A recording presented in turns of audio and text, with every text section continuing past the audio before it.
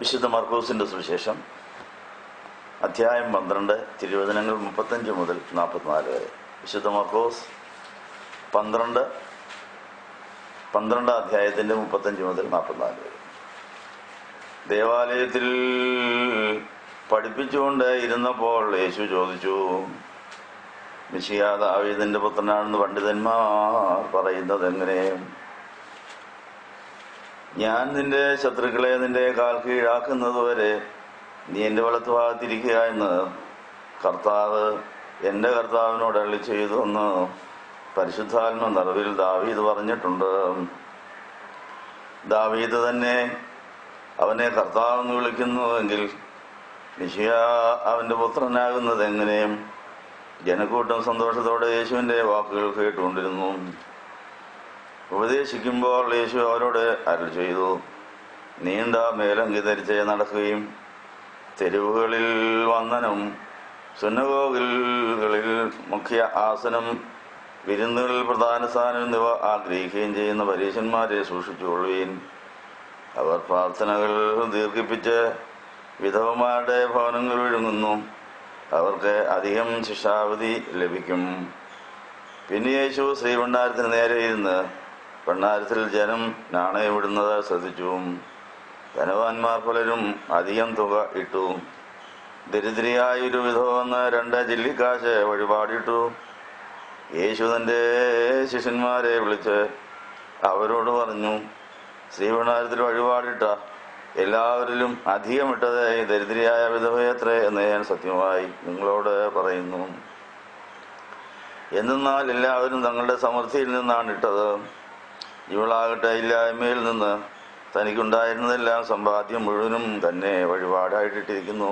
നിങ്ങൾക്കെല്ലാവർക്കും സമൃദ്ധി ഉണ്ടായിരിക്കട്ടെ. ഇരിക്കാവട്ടെ. വലിയ നോമ്പിലെ 4-ാം തിങ്കളാഴ്ച പ്രഭാതത്തിൽ വായിക്കേണ്ട വേദഭാഗങ്ങൾ നമ്മൾ വായിച്ചു കേട്ടിരിക്കുന്നു. കേട്ടതായ എല്ലാ വേദഭാഗങ്ങളും ഇണവാക്യങ്ങളായി നമ്മുടെ ഹൃദയത്തിൽ ധ്യാനിച്ച് നമുക്ക് കർത്താവിൽ നിന്ന് ഒരു നല്ല സർട്ടിഫിക്കറ്റ് വാങ്ങിക്കണം. കർത്താവ് നമുക്ക് മുഴുവനിഞ്ഞു തന്നു. കർത്താവിന് ഒട്ടും ബാക്കിയില്ലായിരുന്നു. പിതാവായ ദൈവം തമ്പുരാൻ പുത്രനെ നമുക്ക് ജീവിത പങ്കാളിയായിട്ട് സമ്മാനിച്ചു. ജീവിത പങ്കാളിയായി ഭൂമിയിൽ വന്ന് ജനിച്ച് വളർന്ന യേശു 30 കൊല്ലം യേശുവിൻ്റെ രക്തം മുഴുവൻ നല്ല സമൃദ്ധിയായി പിശാചിന് പകരം കൊടുക്കാൻ തക്കണം വളർത്തി സംരക്ഷിച്ചു. നല്ല ആരോഗ്യത്തോടെ 30-ാം വയസ്സ് മുതൽ 33.5 വയസ്സ് വരെ തൻ്റെ രക്തം മുഴുവനും മനുഷ്യജാതിക്ക് വേണ്ടി പകരം കൊടുക്കാനായിട്ട് വേർതിരിച്ചു. അങ്ങനെ നല്ല യൗവനത്തിൽ നല്ല രക്തത്തിളപ്പുള്ള സമയത്ത് മനുഷ്യജാതിയെ തൻ്റെ സ്വന്തമാക്കാൻ വേണ്ടി പിശാചിൻ്റെ അവകാശം തീർക്കാൻ ആ രക്തം മുഴുവനും ഊറ്റിക്കൊടുത്തു. പിന്നെ ഒട്ടും രക്തമില്ലായിരുന്നു, കുറച്ച് വെള്ളം ഉണ്ടായിരുന്നു, അതും കൊടുത്തു. അപ്പം പിതാവായ ദൈവം തമ്പുരാൻ പുത്രനെ നമുക്ക് തന്നിട്ട് പുത്രൻ നമുക്ക് മുഴുവൻ ഇങ്ങ് തന്നു. ഇനി ബാക്കിയൊന്നും മിച്ചമില്ല. ഈ പുത്രനായ ആ ജീവിത പങ്കാളിയായ കർത്താവിന് നമ്മൾ മുഴുവൻ കൊടുത്തോ? നമ്മുടെ കടമ ഇടുന്നവന് നമ്മളും മുഴുവൻ കൊടുക്കണം. എന്നാലും തീരുവോ? അത്രയെങ്കിലും ആട്ട്.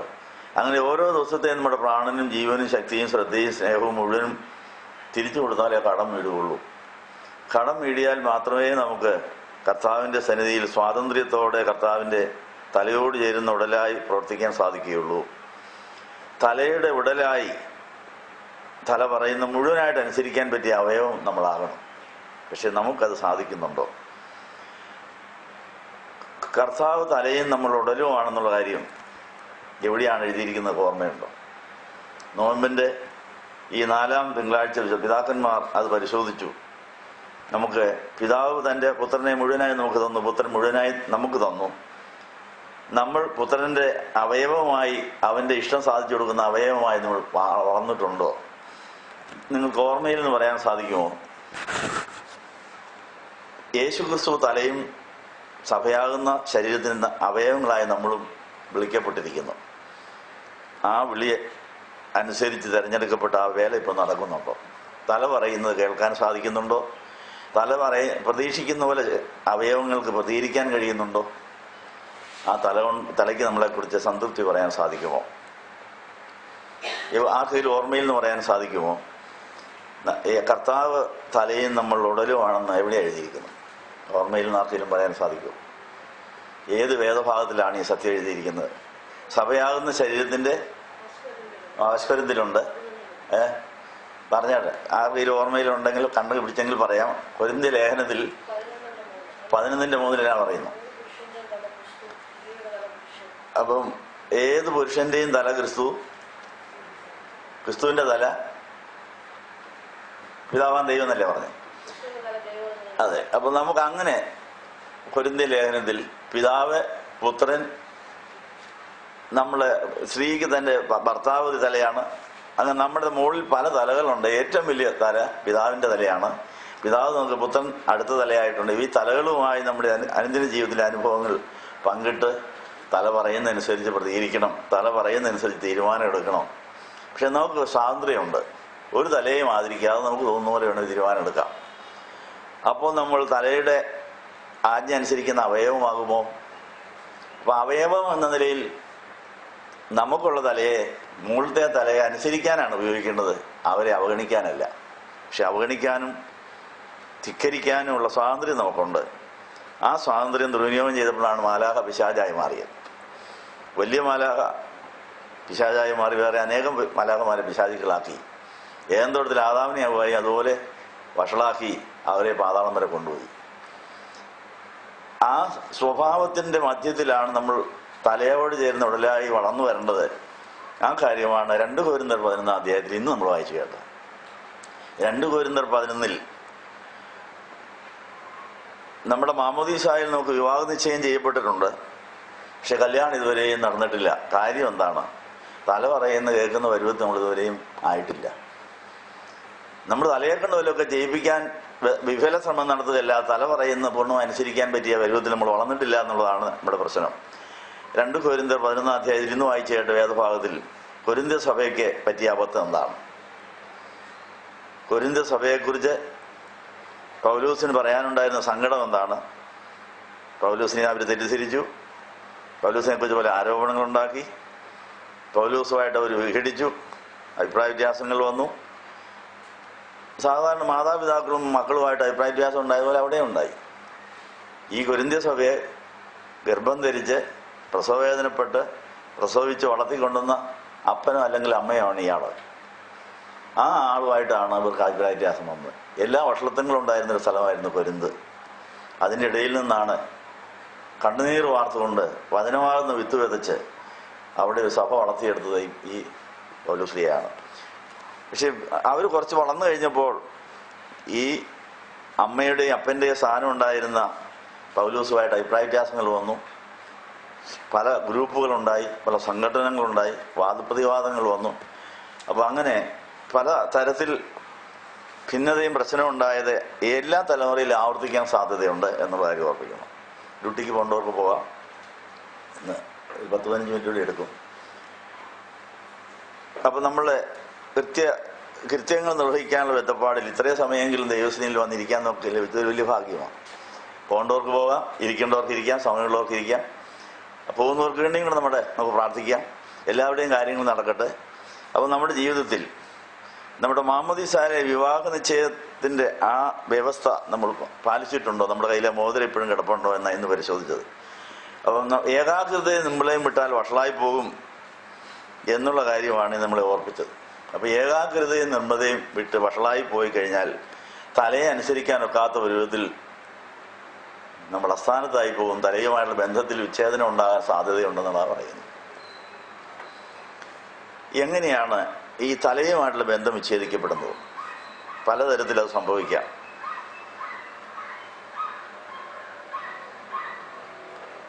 നമ്മുടെ നടുവിന് എന്തെങ്കിലും ആഘാതം ഉണ്ടായാൽ പിന്നെ കാല് ചലിക്കാൻ വരാത്ത അവസരത്തിലായി തളർന്നു പോകും.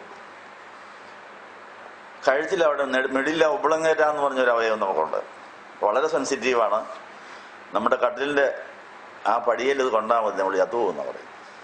കിടക്കുമ്പോഴേ അറിയാതെ തലയിൽ നിന്ന് വിചാരിച്ച് അങ്ങ് തല ചായച്ചു. പക്ഷെ എങ്കിൽ കഴുത്താണ് ഈ പടിയിൽ ചെന്നുണ്ടെങ്കിൽ അങ്ങനെ മരിച്ചു പോയവരുണ്ടെന്നാണ് പറയും. അത്രയ്ക്ക് വളരെ സെൻസിറ്റീവാണ്.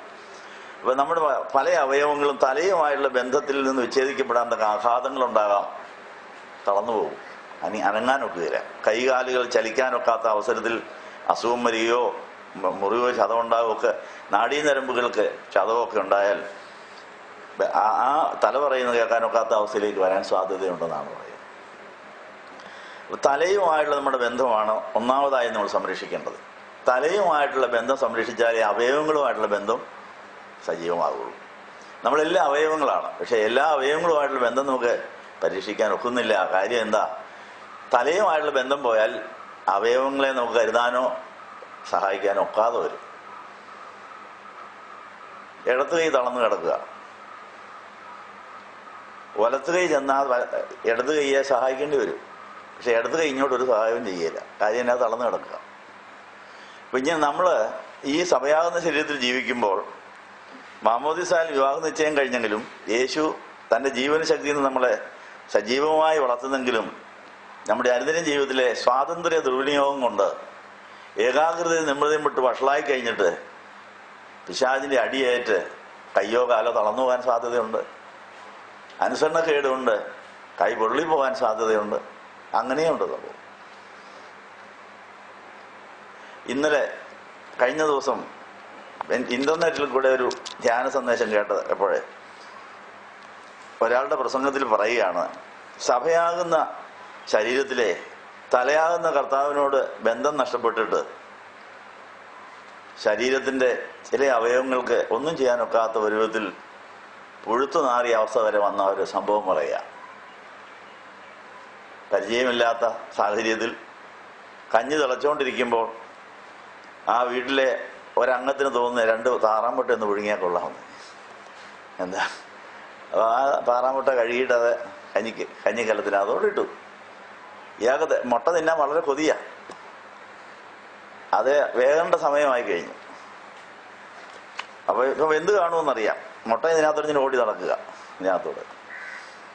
അപ്പൊ ഇയാൾക്ക് ഇപ്പൊ എടുത്ത് തിന്നണം. ഇത് ഒരു വീട്ടിലെ ഒരു അംഗത്തിന്റെ സ്വഭാവമാണ്. അപ്പോഴേ വേറെ ആള് പറഞ്ഞു, അയ്യോ ഇപ്പൊ കൈയിടല്ലേ, കൈ പൊള്ളും, ഒരു തവി കൊണ്ട് വേണമെങ്കിൽ ഇത് എടുത്താൽ പക്ഷേ അതിന്റെ അർത്ഥം മനസ്സിലായി. തവി കൊണ്ട് എടുക്കണം, കൈ കൊണ്ട് എടുത്താൽ എന്നാ കുഴപ്പം എന്ന് പറഞ്ഞ് അനുസരണക്കേട് കാണിച്ച് കൈ ഇതിനകത്തോട്ട് ഇട്ടെന്നാ പറയും. താറാമുട്ട തിന്നാനുള്ള കൊതി കൊണ്ട് കൈയിട്ട് ഈ മുട്ട തപ്പി നടന്നു. 2 മുട്ടയും 2 പ്രാവശ്യം എടുത്ത് കഴിഞ്ഞു. പക്ഷെ കൈ അങ്ങ് പൊള്ളിപ്പോയി. അപ്പോൾ ആദ്യം പറഞ്ഞ അനുസരണക്കേട് കാരണം ആ കൈക്ക് പൊള്ളലുണ്ടായി. എന്നാ പിന്നെ എത്രയും വേഗം ആശുപത്രി കൊണ്ടുപോയി ഈ പൊള്ളലിനുള്ള ചികിത്സ ചെയ്യണമെന്ന് പറഞ്ഞാൽ അതും കേൾക്കുകയല്ലോ. സാരമില്ല, ഇത് വെച്ചാൽ ഒരു തോർത്തെടുത്ത് അങ്ങോട്ട് ചുറ്റി അങ്ങോട്ട് വെച്ചു. അവിടെ 2ാമത്തെ അനുസരണക്കേട്. അപ്പോൾ അത് 2 ദിവസം കഴിയുമ്പോഴത്തേക്ക് പഴുത്ത് ഈച്ച ആർക്കാൻ തുടങ്ങിയെന്നാണ്. ഇങ്ങനെ അനുസരണക്കേടുകളുടെ എണ്ണം കൂടി വന്ന് അവസാനം ചീഞ്ഞു നാറി ആ വീട്ടുകാർക്ക് ആർക്കും ഇരിക്കാനൊക്കാത്ത ഒരു വിധത്തിലായി. പിന്നെ ആശുപത്രി കൊണ്ടുവന്നു. അന്നേരം ആ കാര്യം മനസ്സിലായി, ഞാൻ അനുസരണക്കേട് കാണിച്ചിട്ടാണ് എനിക്ക് സംഭവിച്ചത്. നമ്മുടെ അനുസരണക്കേട് കൊണ്ടും അവിവേകം കൊണ്ടും ഇതുപോലെ പൊള്ളലും പഴുക്കലും ഈ ചാറ്റലും ദുർഗന്ധവും ഒക്കെ ഉണ്ടാകാൻ സാധ്യതയുണ്ട്. അപ്പോൾ ഒന്നും ചെയ്യാനൊക്കാത്ത പിന്നെ മറ്റുള്ളവരെ അവനെ വന്ന് സഹായിക്കേണ്ടത്. അവയവങ്ങളെല്ലാം കൂടെ ഒന്ന് കഷ്ടപ്പെട്ട് വിഷമിച്ച് ഇതിനെ ശുശ്രൂഷിച്ച സുഖമാകാൻ അനേക നാളെടുക്കേണ്ടി വരും. ഒരു ഉദാഹരണം പറഞ്ഞതാണ്.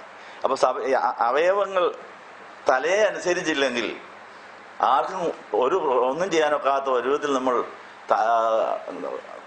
പ്രയോജന ശൂന്യരായി തീരുമെന്നുള്ളൊരു ഉദാഹരണം പറഞ്ഞതാണ്.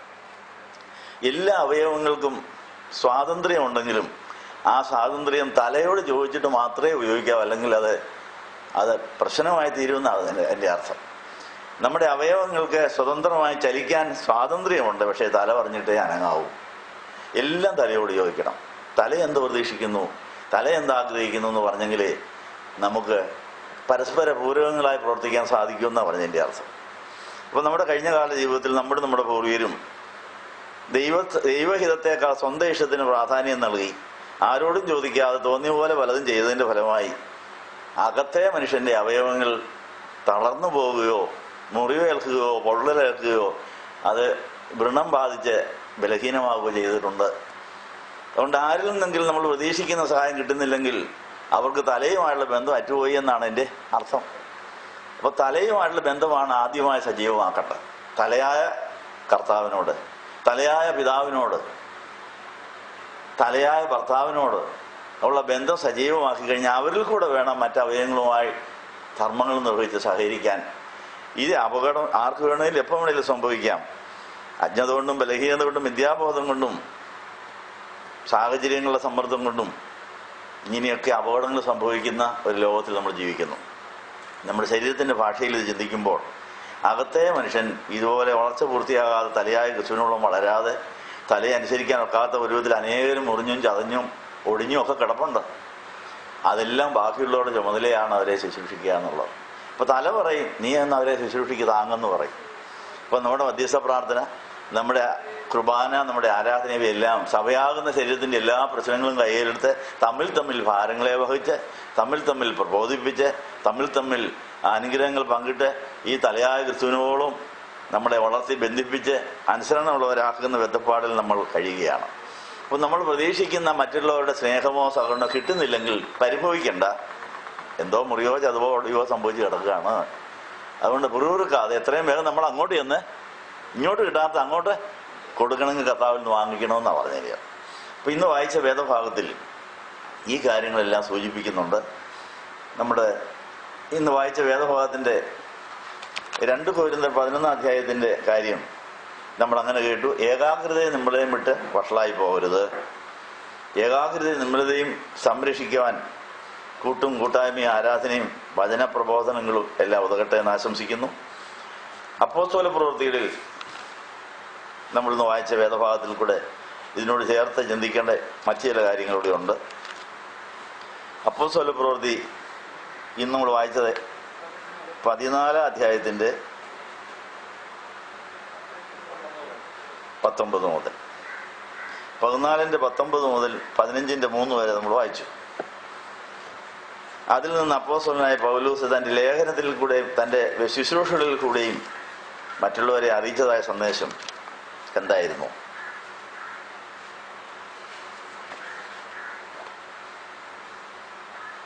അത് ഈ നോമ്പിൻ്റെ 4-ാം തിങ്കളാഴ്ച അതിൻ്റെ പ്രസക്തി എന്താണ്?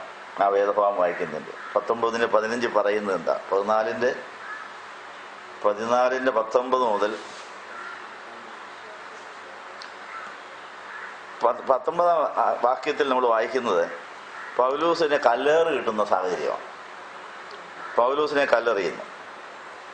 അന്ത്യോക്യയിൽ നിന്നും ഇക്കോന്യയിൽ നിന്നും യഹൂദന്മാർ വന്നുകൂടി ജനക്കൂട്ടത്തെ വശത്താക്കി പൗലോസിനെ കല്ലെറിഞ്ഞു. അവൻ മരിച്ചുവെന്ന് വിചാരിച്ച് അവനെ പട്ടണത്തിൻ്റെ പുറത്തേക്ക് വലിച്ചുകൊണ്ടുപോയി. അപ്പം മരിച്ചുവെന്ന് തോന്നത്തക്ക തരത്തിൽ വരെ കല്ലേറേറ്റ ഒരാളാണ് പൗലോസ്. സുവിശേഷ വേലയ്ക്കിടയിൽ സംഭവിച്ചതാണ്. എന്തുകൊണ്ട് ദൈവം അത് അനുവദിച്ചു? പൗലോസിന് പരാതി ഉണ്ടായോ? ഒരു പരാതിയില്ല. കാര്യം എന്താ? പൗലോസിന് കിട്ടിയതായ വെളിപ്പാടുകൾ താൻ ശരിക്കും ഓർമ്മയിൽ വെച്ച് അത് പ്രാർത്ഥിച്ച് ധ്യാനിക്കുന്നയാളായിരുന്നു. പൗലോസിന് വെളിപ്പാട് കിട്ടിയപ്പോൾ അന്നേ പറഞ്ഞൊരു കാര്യമുണ്ട്, എനിക്ക് വേണ്ടി ഒത്തിരി കഷ്ടം സഹിക്കേണ്ടി വരുമെന്ന്. അത് ഏതധ്യായത്തിലാണെന്നറിയാവോ? അപ്പോസ്തല പ്രവൃത്തി 9:10 പലയിടങ്ങളിൽ പൗലോസ് എനിക്ക് കിട്ടിയ ആദ്യത്തെ വെളിപ്പാടിൻ്റെ അനുഭവം സാക്ഷിച്ചിട്ടുണ്ട്. അതിന് കൂടെ പറഞ്ഞതാ, നീ അനന്യാസം എന്ന് പറഞ്ഞ ആളിൻ്റെ കയ്യിൽ കൂടെ അഭിഷേകം പ്രാപിച്ച് കണ്ണൊക്കെ തുറന്ന് നീ എനിക്ക് വേണ്ടി ഒത്തിരി കഷ്ടപ്പെടാനുണ്ട്. ആ കഷ്ടതയുടെ മധ്യത്തിലൂടെ ആയിരിക്കും അനേക സഭകൾ ഉണ്ടാകാൻ പോകുന്നത്. അനേകർക്ക് വേണ്ടി പ്രസവവേദനപ്പെടേണ്ടി വരും, അനേകർക്ക് പാല് കൊടുക്കേണ്ടി വരും, അനേകരുടെ ഉപദ്രവങ്ങൾ സഹിക്കേണ്ടി വരും. അതിൻ്റെ ഇടയിലാണ് സഭ ഉണ്ടാകാൻ പോകുന്നത്, സഭകളിൽ നിന്ന് പറഞ്ഞിട്ടുണ്ട്. പൗലോസിന് അത് ഓർമ്മയുണ്ടായിരുന്നു. എല്ലാ ദിവസവും അത് ധ്യാനിക്കുമായിരുന്നു. അതുകൊണ്ട് പൗലോസിന് കല്ലേറ് കിട്ടിയപ്പോൾ പൗലോസ് നന്ദി പറഞ്ഞു, കർത്താവിൻ്റെ വചനം നിവൃത്തിയായല്ലോ. അത് മാത്രമല്ല, ഞാനും കല്ലെറിഞ്ഞ ആളാ. ആരെ കല്ലെറിഞ്ഞതാ? സ്തെഫാനോസിനെ കല്ലെറിയാൻ ഞാൻ കൂട്ടുനിന്നതാണ്. ആ ശാപം തീരാൻ ഞാനും 2 ഏറ് കൊള്ളുന്നത് നല്ലതാണെന്നുള്ള ബോധം. അപ്പം നമ്മുടെ കർത്താവ് നമുക്ക് തന്നിരിക്കുന്ന സന്ദേശങ്ങളും നമ്മുടെ അനുഭവങ്ങളും എല്ലാം പ്രാർത്ഥനാ വിഷയമാക്കാമെങ്കിൽ അതിന് നല്ല വശം നമുക്ക് കണ്ട് ആനന്ദിക്കാൻ സാധിക്കും. എല്ലാത്തിനും ഒരു നല്ല വശമുണ്ട്. ആ നല്ല വശം കണ്ട് അതിനെ നമ്മൾ പ്രയോജനപ്പെടുത്തിയിട്ടുണ്ടോ? പൗലോസ് താൻ അനേകരെ ഉപദ്രവിച്ച ആളാണ്. ആ ഉപദ്രവമെല്ലാം യേശുവിന് ഉണ്ടായതാണ്. പക്ഷെ അനേകരെ ഉപദ്രവിച്ച ആൾക്ക് മാനസാന്തരം ഉണ്ടായിക്കഴിഞ്ഞിനി അനേകരെ കർത്താവിൻ്റെ സന്നിധിയിൽ കൊണ്ടുവരുവാൻ തനിക്കുള്ള എല്ലാ അനുഭവവും തല പറയുന്നതനുസരിച്ച് സഹിക്കുവാനും വഹിക്കുവാനും കഷ്ടത, സഹിഷ്ണുത, സിദ്ധത, പ്രത്യാശ, ധൈര്യം പിടിച്ച് അതെല്ലാം ദൈവഭവനം പണിക്ക് താൻ പ്രയോജനപ്പെടുത്തിയെന്നാണ്. 2 കൊരിന്ത്യർ 6-ാം അധ്യായത്തിൽ പൗലോസ് സാക്ഷിക്കുന്നത് 18 തരം കഷ്ടതകളെ 18 തരം സിദ്ധികളാക്കിയാണ് താൻ അനേക സഭകൾ, അനേക വീടുകൾ പണിതെന്നാണ് പറയുന്നത്. നോയമ്പും പ്രാർത്ഥനയും കൊണ്ട് നമുക്ക് ഈ ഉൾക്കാഴ്ചയാണ് ലഭിക്കേണ്ടത്. അങ്ങനെ പൗലോസിനെ കല്ലേറ് കിട്ടി, മരണത്തിൻ്റെ വക്ക് വരെ എത്തി, ചത്തെന്ന് വിചാരിച്ചു. ചത്തയാളിനെ പുറത്തേക്ക് വലിച്ചുകൊണ്ട് പോയി. ആ വലിച്ചുകൊണ്ട് പോയപ്പം കയ്യും കാലും ഒക്കെ എവിടെയെങ്കിലും ഒരഞ്ഞ് തൊലി പോയി കാണുകയത്. വലിച്ചുകൊണ്ട് പോകുമ്പോൾ എവിടെയെങ്കിലുമൊക്കെ ഒരയുന്നുണ്ട്. അങ്ങനെയൊക്കെ കർത്താവിനെ വലിച്ചുകൊണ്ട് നടന്നാൽ ഒത്തിരി രുചിക്കുന്നതിന് മുമ്പ് വലിച്ചുകൊണ്ട് നടക്കുന്നതിൻ്റെ ഇടയിൽ മുകളിലത്തെ തട്ടിൽ നിന്ന് താഴത്തെ തട്ട് വരെ വലിച്ചുകൊണ്ട് പോയ വഴിക്ക് തല ഓരോ തട്ടയിലും തട്ടി തട്ടി തട്ടി പോയെന്നാണ് പവർ ഓഫ് ക്രോസ് എന്ന് പറഞ്ഞ പുസ്തകത്തിൽ ഒരാളുടെ വെളിപ്പാടിയിട്ട്. അപ്പം ഈ നമ്മളെങ്ങനെ ചത്ത പോലെ വീഴുക, എന്നിട്ട് വലിച്ചുകൊണ്ട് നടക്കുക, അതിൻ്റെ വേദന അനുഭവിക്കുക, ഇതൊക്കെ ഇതിനകത്തുള്ളതാണ്. കർത്താവും ശിഷ്യന്മാരും ഒക്കെ അനുഭവിച്ചിട്ടാണ് നമ്മുടെ ഇത്രയും കാലത്ത് ഈ സഭ വളർന്നതെന്നുള്ള കാര്യം ഓർപ്പിച്ച് നമുക്ക് സംഭവിക്കുന്ന എല്ലാം യേശുവിനോടൊത്ത് യേശുവിന് വേണ്ടി സഹിക്കാൻ കഴിഞ്ഞിട്ടുണ്ടോ? കഷ്ടത, സഹിഷ്ണുത, സിദ്ധത അത് ഭവനം പണിക്ക് ഉപകരിച്ചിട്ടുണ്ടോ എന്നാണ് ചോദിക്കുന്നത്. അപ്പം അങ്ങനെ പുറത്തേക്ക് ചത്തെന്ന് വിചാരിച്ചു കൊണ്ടിട്ടു. പക്ഷെ അന്നേരം ശിഷ്യന്മാർ ചെയ്ത പണി എന്നാ? ശിഷ്യന്മാർ അവന് ചുറ്റും കൂടിയപ്പോൾ അവൻ എഴുന്നേറ്റു എന്നാണ് പറയുന്നത്. അപ്പം ചത്തെന്ന് പറഞ്ഞ് തള്ളിയാലും മുഴരുതാരെയും അവരുടെ കൂടെ ഇരുന്ന് പ്രാർത്ഥിക്കണം. അവരുടെ കൂടെ ഇരുന്ന് പ്രാർത്ഥിച്ചാൽ അവരും ഉയർത്തെഴുന്നേറ്റ് വീണ്ടും വേല തുടരാൻ സാധിക്കും. മരണത്തിൻ്റെ വക്കോളം എത്തിയാലും പിന്നെയും ജീവൻ തരാൻ കർത്താവ് കഴിവുള്ളവനാണ്. വേല തികയ്ക്കുന്നിടം വരെയും നമുക്ക് മരണവുമായി മലടേണ്ടി വരുമെങ്കിലും പുതിയ ജീവനോടെ വേല ചെയ്യാൻ സാധിക്കും എന്നുള്ള ഒരു അനുഭവം ഇവിടെ കാണുന്നു. അങ്ങനെ ശിഷ്യന്മാർ അവന് ചുറ്റും കൂടിയപ്പോൾ അവൻ എഴുന്നേറ്റു, പട്ടണത്തിലേക്ക് തിരികെ പോയി. പിറ്റേന്നാൾ ബർന്നബാസിനോടുകൂടെ ദെർബയ്ക്ക് പോയി. ആ പട്ടണത്തിലും സുവിശേഷം അറിയിച്ച് അനേകരെ ശിഷ്യരാക്കിയ ശേഷം അവർ ലുസ്ത്ര, ഇക്കോന്യ, അന്ത്യോക്യ എന്നീ പട്ടണങ്ങളിലേക്ക് മടങ്ങിച്ചെന്നു. വിശ്വാസത്തിൽ നിലനിൽക്കുവാൻ പ്രോത്സാഹിപ്പിച്ചു. അനേകം ഘട്ടങ്ങളിൽ കൂടെ ദൈവരാജ്യത്തിൽ പ്രവേശിക്കണമെന്ന് പ്രബോധിപ്പിച്ചും ശിഷ്യന്മാരുടെ മനസ്സുറപ്പിച്ചും പോന്നു. ഈ ഒരു ഉൾക്കാഴ്ച നോക്കണ്ടോ? അനേകം ഘട്ടങ്ങളിലൂടെയാണ് നമ്മൾ ദൈവരാജ്യത്തിലേക്ക് പ്രവേശിക്കുന്നത്. നമ്മുടെ ഓരോ ദിവസത്തെയും പ്രാണൻ ദൈവരാജ്യത്തിൽ പ്രവേശിക്കുവാൻ ദൈവം കരുതിയിരിക്കുന്ന അനേകം കഷ്ടതകളുണ്ട്. നമ്മളെ കൊണ്ട് വഹിക്കാൻ കഴിവില്ലാത്ത ഭയങ്കര കഷ്ടതകൾ കർത്താവ് സ്വീകരിച്ചിട്ടുണ്ട്. ഇനി ബാക്കി കുറച്ച് പൂരിപ്പിക്കാനുള്ളതേ ബാക്കി ഇട്ടിട്ടുള്ളൂ. അപ്പോൾ ഏത് കഷ്ടത വന്നാലും ഇത് കർത്താവ് അനുഭവിച്ചതിൻ്റെ ബാക്കിയാണ്. അത് എന്നെക്കൊണ്ട് മേലാത്ത കർത്താവ് സഹിച്ചിട്ടുണ്ട്. എനിക്ക് ഒരു പങ്കാളിത്തം തരാൻ വേണ്ടി ബാക്കി ശകലം ഇട്ടിട്ടുള്ളൂ. അത് ഇത്രയേ ഉള്ളല്ലോ, ഇത്രയെങ്കിലും കിട്ടിയല്ലോ എന്ന് വിചാരിച്ച് സന്തോഷത്തോടെ നമ്മൾ സ്വീകരിക്കുമെന്നാണ്. അനേകം കഷ്ടങ്ങളിൽ കൂടെ നമ്മൾ ദൈവരാജ്യത്തിലേക്ക് പ്രവേശിച്ചു. നമുക്ക് കഴിഞ്ഞ ആത്മീയവും മാനസികവും ശാരീരികമായ പല കഷ്ടതകൾ നമ്മൾ സന്ദർശിച്ചിട്ടുണ്ട്. പക്ഷേ അത് ദൈവരാജ്യത്തിൽ പ്രവേശിക്കാൻ ഉപകരിച്ചു. നമ്മുടെ ഓരോ ദിവസത്തെയും പ്രാണൻ ആ കഷ്ടതയിലൂടെ നമ്മളിൽ നിന്ന് വേർപെട്ട് അത് കർത്താവിൻ്റെ ശരീരത്തിൽ നേരിട്ട് കയറി പ്രവേശിക്കണം. യേശുവിന് വേണ്ടി കഷ്ടം സഹിച്ച് പീഡിപ്പിക്കപ്പെട്ട് ദണ്ഡിപ്പിക്കപ്പെടുമ്പോൾ നമ്മുടെ പ്രാണൻ നേരിട്ട് ഹാനോക്കിൻ്റെയും എലിയാവിൻ്റെയും ശരീരം സ്വർഗത്തിലേക്ക് കയറിപ്പോയതുപോലെ നമ്മുടെ പ്രാണക്കുട്ടികൾ നേരിട്ട് കർത്താവിന് മാറിൽ ചെന്ന് കയറുമെന്നാണ് പറയും. എന്തൊരു വലിയ ഭാഗ്യമാണ്. അതുകൊണ്ട് കർത്താവിന് വേണ്ടി ദണ്ഡിപ്പിക്കപ്പെടുവാനും പീഡിപ്പിക്കപ്പെടുവാനും കൊല്ലപ്പെടുവാനും സാധിച്ചാൽ അന്നേരം ആ പ്രാണൻ നേരിട്ട് ഉയർത്തെഴുന്നേറ്റ് യേശുവിൻ്റെ ശരീരത്തിൽ ചെന്ന് കയറുകയാണ്. അതവിടെ മറഞ്ഞിരിക്കാനൊരു സ്ഥലം കൂടിയുണ്ട്. കല്യാണത്തിൻ്റെ അന്ന് അവിടുന്ന് ആ മണവാട്ടി ആ സഭ വിപുലീകരിക്കപ്പെടുന്ന സമയത്ത് ആ പ്രാണൻ എടുക്കപ്പെടുമെന്നാണ് പറയുന്നത്. ആ വാക്യം എവിടെയാണെന്ന് ഓർമ്മയുണ്ടോ? കൊലോസ്യർ 3-ാം അധ്യായത്തിലുണ്ട്.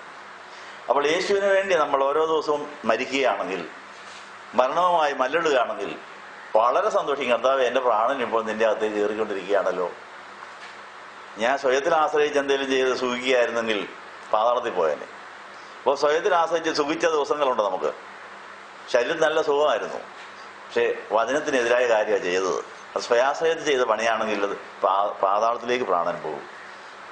അപ്പം പാതാളത്തിലേക്ക് നമ്മളെ ദൈവം അനുവദിക്കാത്ത സുഖങ്ങളിലൂടെ പാതാളത്തിലേക്ക് പോയ പ്രാണൻ പാതാളത്തിൽ പോയി കിടന്ന് വിഷമിക്കുക. മരണവും പാതാളവും അവരെ അടക്കി വെച്ച് വിഷമിപ്പിക്കുക. ആ വിഷമം നമ്മുടെ ശരീരത്തിലേക്ക് വന്നുകൊണ്ടേയിരിക്കും എന്നാണ് പറയുന്നത്. എന്നാൽ നമ്മളുടെ പ്രാണൻ യേശുവിൻ്റെ അടുത്തെത്തിയാലുള്ള ഗുണം എന്നാണെന്നുള്ളത് കൊലോസ്യർ 3:1-2 വാക്യങ്ങൾ എന്ത് പറയുന്നു? നിങ്ങൾ മരിച്ച് നിങ്ങളുടെ ജീവൻ ക്രിസ്തുവിൽ മറിഞ്ഞിരുന്നാലുള്ള ഗുണം എന്താ? ക്രിസ്തു വെളിപ്പെടുമ്പോൾ നാം തേജസ്സിൽ വെളിപ്പെടും. അപ്പോൾ ഓരോ ദിവസത്തെയും പ്രാണനും ഹാനോക്കിനെ പോലെയും ഏലിയാവിനെ പോലെയും മരണത്തെ ജയിച്ച് അതിജീവിച്ച് യേശുവിനുള്ളിൽ പോകാമെങ്കിൽ കർത്താവ് കല്യാണത്തിന് വരുമ്പോൾ മണവാട്ടി സഭയുടെ ഭാഗമായി നമ്മൾ മാറും. ഒന്നാമത്തെ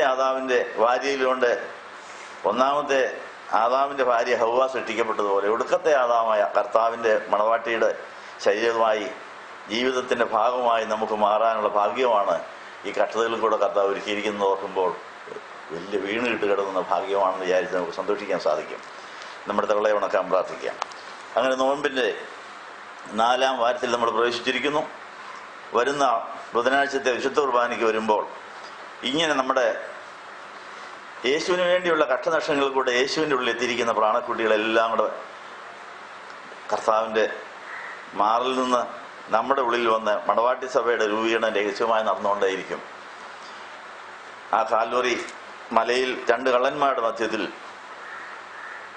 ഭൂമിയുടെ മധ്യത്തിൽ, ചരിത്രത്തിൻ്റെ മധ്യത്തിൽ ഗോകുൽത്തായിൽ ഉയർത്തപ്പെട്ട യേശുവിനെ ഓർക്കുവാനും ഓർപ്പിക്കുവാനും അവൻ്റെ സാക്ഷികളാകുവാനും നമുക്ക് ലഭിക്കുന്ന അവസരം.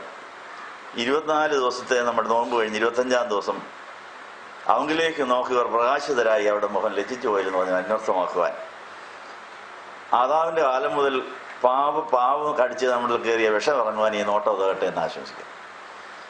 അങ്ങനെ നമുക്ക് അവങ്കിലേക്ക് നോക്കാൻ ആരാധന സ്ഥലത്തിൻ്റെ മധ്യത്തിൽ അവനെ ഉയർത്തി അവങ്കിലേക്ക് നോക്കുന്ന ആ നല്ല പാരമ്പര്യം അനുകരിപ്പാൻ നമ്മൾ ഒരുങ്ങുന്നു, തയ്യാറാകുന്നു എന്ന് പ്രാർത്ഥിക്കാം. ഞങ്ങളെ സ്നേഹിക്കുന്ന ദൈവമേ, ഈ നല്ല ദിവസത്തിനായി നന്ദി പറയുന്നു.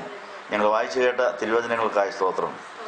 അപ്പോസ്തലന്മാരെങ്ങനെ സ്വർഗത്തിലെ പിതാവിൻ്റെ തലയും പുത്രൻ്റെ തലയും മേലധികാരികളുടെ തലയും എല്ലാം അനുസരിച്ച് പൂർണ്ണ അനുസരണത്തിൽ തല പറയുന്ന കേൾക്കുന്ന അവയവങ്ങളായി തമ്മിൽ പ്രബോധിപ്പിച്ചും തമ്മിൽ ആശ്വസിപ്പിച്ചും സാന്ത്വനിച്ചും അങ്ങനെ സഭയാകുന്ന ശരീരത്തിൻ്റെ എല്ലാ അവയവങ്ങളെയും കരുതി ഇങ്ങോട്ട് കിട്ടാത്തത് തലയിൽ നിന്ന് വാങ്ങിച്ച് അങ്ങോട്ട് കൊടുത്ത് അങ്ങനെ ജന്മസാഫല്യം അടയുന്ന ആ തമ്മിൽ പ്രബോധിപ്പിച്ച് ഭാരങ്ങളെ വഹിച്ച് ജന്മസാഫല്യം അടയുന്ന അവസ്ഥയിലേക്ക് വളർന്ന് ഞങ്ങൾ ഏകാഗ്രത നിന്നിട്ട് വഷളായി പോകാതിരിക്കാൻ ഞങ്ങളുടെ കൂട്ടായ്മയും ആരാധനയും നിന്നു പോകാതെ ഞങ്ങളെ കാത്തുകൊള്ളണമെന്ന് യേശുവിന്റെ നാമത്തിൽ യാചിക്കുന്നത് പിതാവിനും പുത്രനും പരിശുദ്ധാത്മാവിനും സ്തുതിയേറ്റുവാനായിട്ട് തന്നെ.